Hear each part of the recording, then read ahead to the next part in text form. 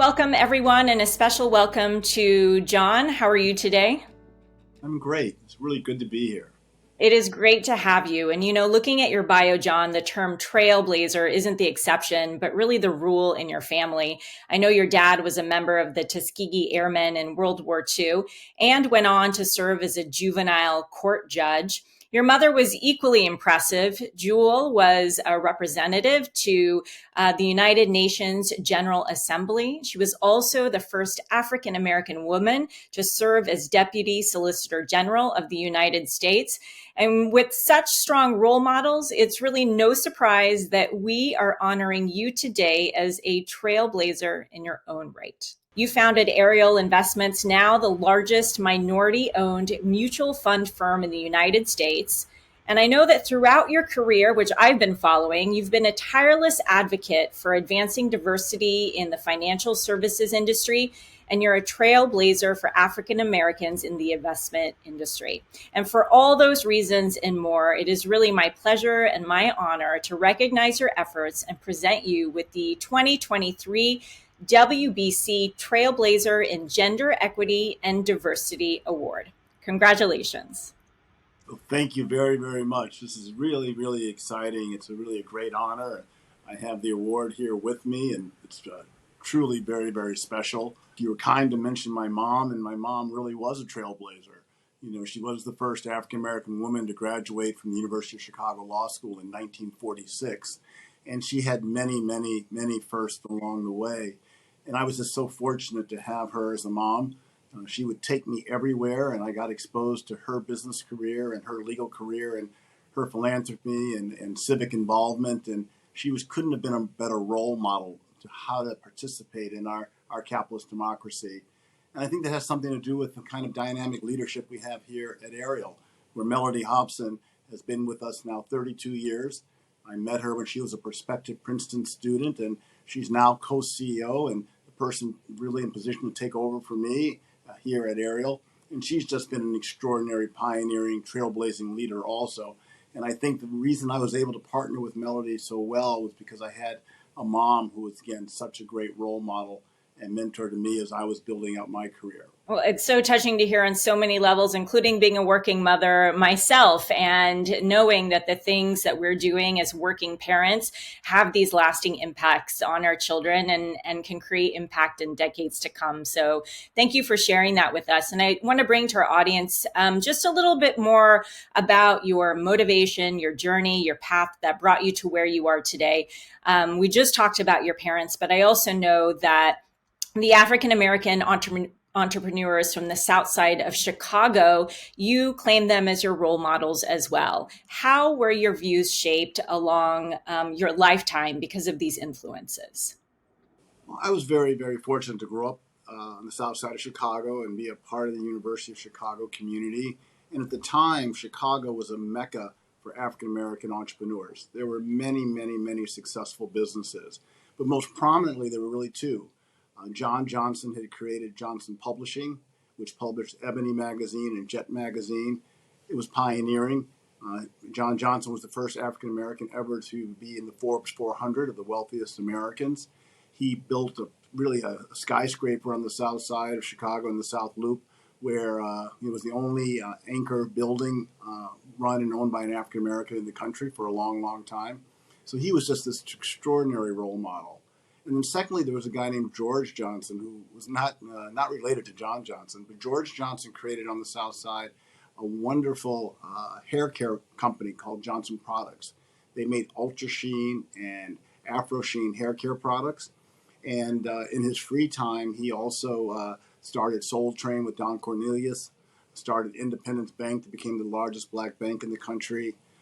Very engaged and involved with Dr. King and Reverend Jackson at the height of the civil rights movement. He was always there when needed in the crunch times and crisis times.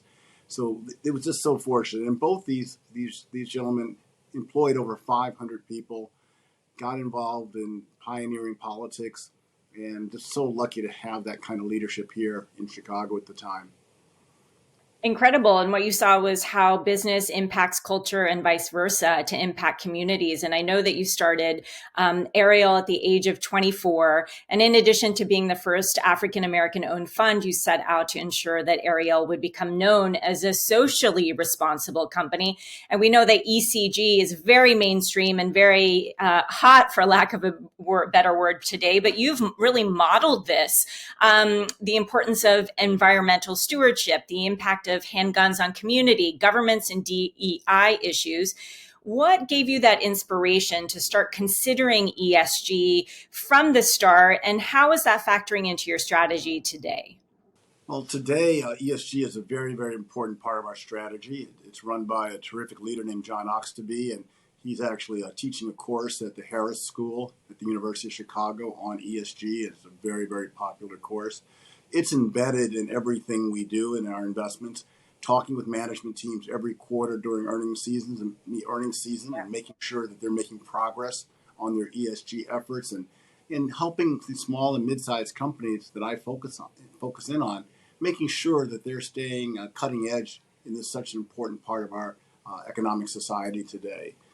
It started 40 years ago, I think, for a couple of reasons. One, again, having these pioneering parents that were so involved with the civil rights movement, it made sense to be an early socially responsible investor.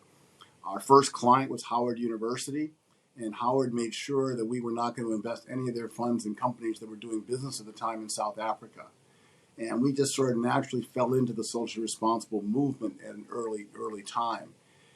As the years went on, we got very involved in the gun violence issues. And partly that was informed by the fact that we hired early on also a young man named Arnie Duncan, who came and ran all of our nonprofit work and led us in all of our efforts around gun violence, all of our efforts around financial literacy early on, and working with an I Have a Dream program and our Ariel Community Academy at an early age. I think Arnie taught us that not only do we want to invest with ESG and socially responsible values, but we wanted to live those values day to day here at Ariel. And of course, Arnie went off to be a Secretary of Education under President Obama and was a former school superintendent here in Chicago. And it's just been a great leader and great educator for us in this key area. And the final thing I would say, in living these values, over the 40 years we've been investing, we can point to now over 55 times that we've gotten a company to have their first diverse director, their first woman, their first person of color. And it's companies from Jones Lang LaSalle, JLL, to Sotheby's, and many, many, many more. And that's something that we're really proud of, that you're in there engaging with these management teams and getting them to live the values that we think are so important to our society.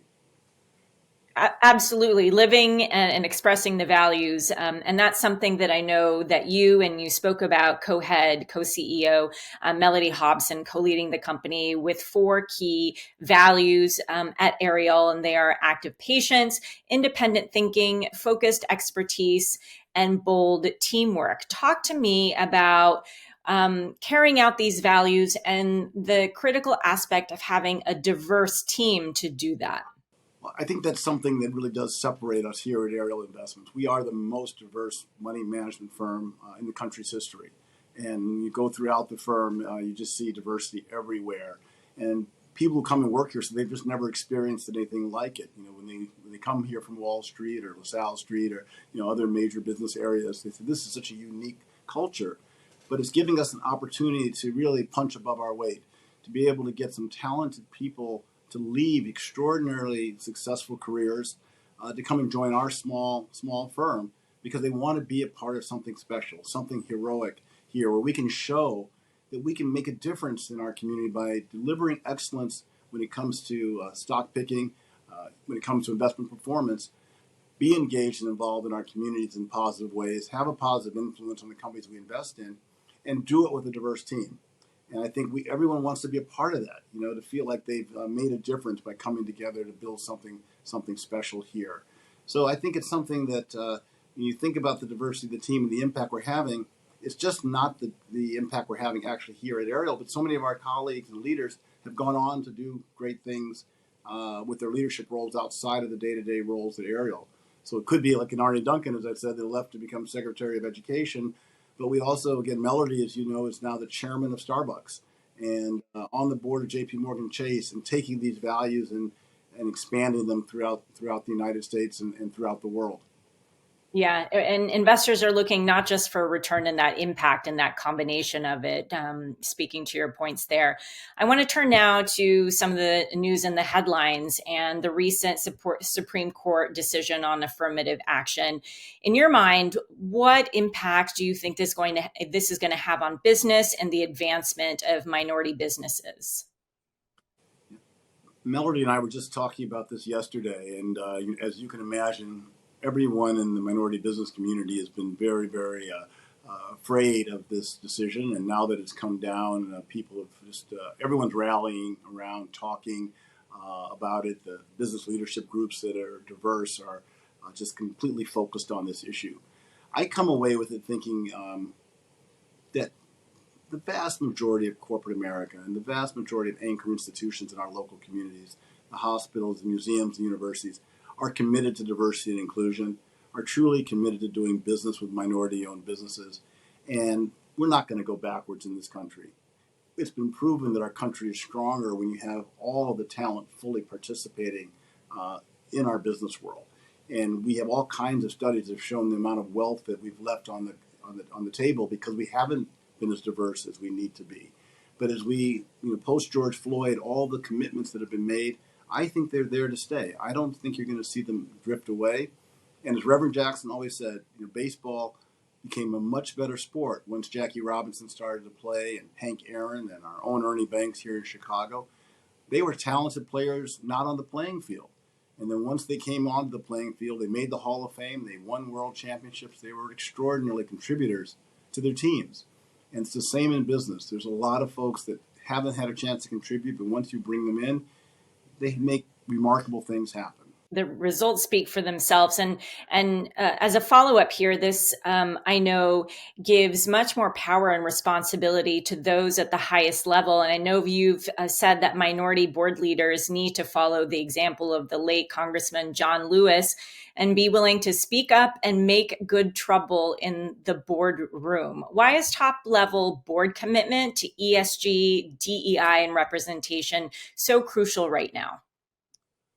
I think it's been crucial, ever since people of color have been in the boardroom. But it is more crucial than ever today with the challenge that we face and some of the, backlash against affirmative action and diversity and inclusion efforts that are never dreamed you would see so much backlash in our country. So you need diverse directors who are willing to speak up. And as the late Congressman said, make good trouble, get in the way, fight for economic justice. It just couldn't be more important.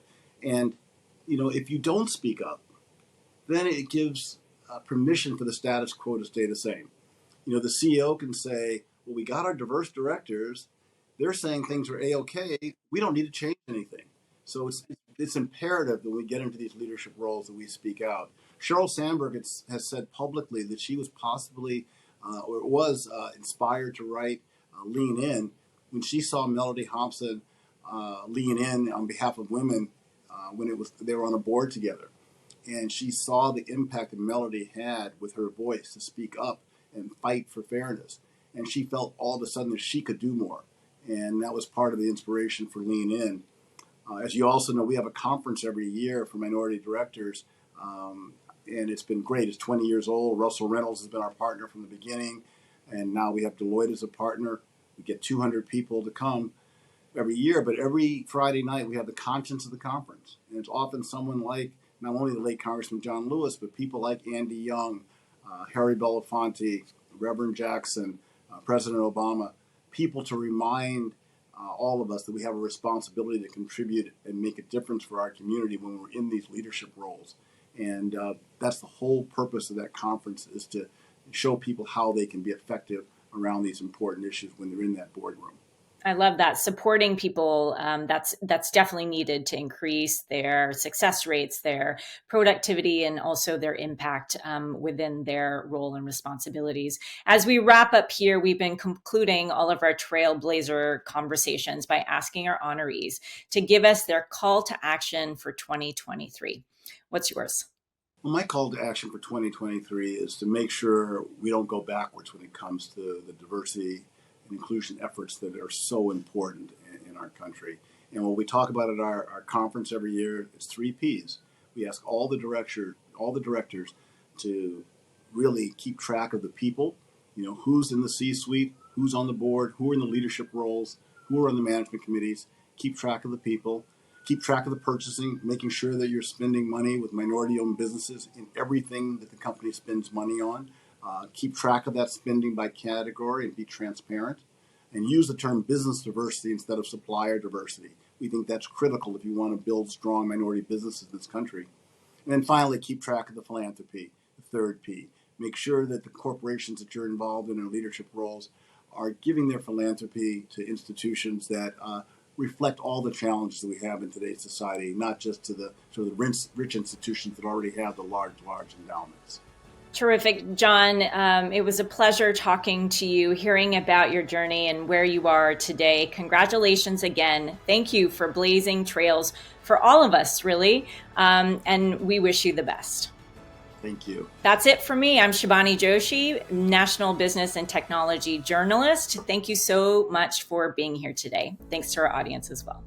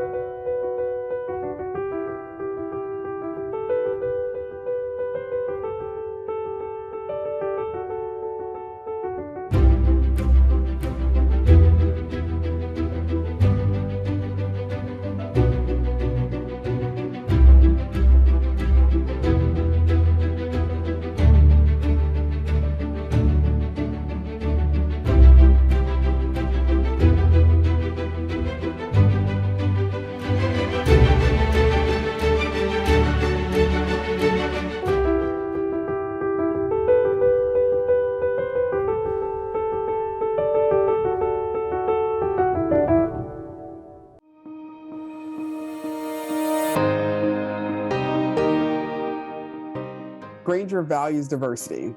And when you think about diversity, it's more than just gender, sexual orientation, race, et cetera. Diversity is really about diversity of thought. You think about all of the different things people are capable of doing, regardless of their race, regardless of their gender, regardless of their overall cultural background, or even with disabilities. We want to recognize people's talents and skills and ensure we drive inclusion so that the organization's better. It's many team members based off various different backgrounds, experiences, and abilities that makes a company successful. Grainger Edge principles are rooted in supporting diversity. They don't explicitly state diversity, but if we think about embracing curiosity, we think about acting with intent, doing the right thing, competing with urgency. Their underpinnings are all pointing towards ensuring that we have diverse perspectives and in how we approach a problem, in how we work with our customers, how we keep their worlds working, and also how we show up in our communities. I find that at the very core, it's part of us, who we are. Inclusion means that you are not only inviting people to have a seat at the table, but that you are demonstrating by your actions and by your behaviors that you want to hear their voice.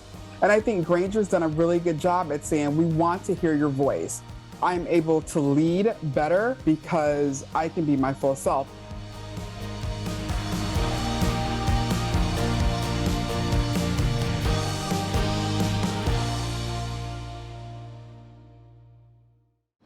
Here's a thread. The power to connect is the power to change. Connect 2 dots and change the whole plot. Connect one day and change a long week. Connect to one thought and change what you speak. Connecting these hearts, we change their flow, the plan, the path, the course, route, and road. Connect with uncertainty and change what we know. The plots that unfold, the seeds that we grow. Connect and change what you want. What do you want? What do you want? ¿Qué es lo que quieres? Find it. And lose it again. Don't like the hue, change the color. Scared of the storms, change their thunder. Don't share the dream, dream another. Connect and change. The face, a place, the dance, the towns, the now, your vow, the news, the views, the fight, the night, the light. Anything you like. Connect. Connect. Connect. Connect. Connect. Connect. and change. Connecting changes everything. AT&T.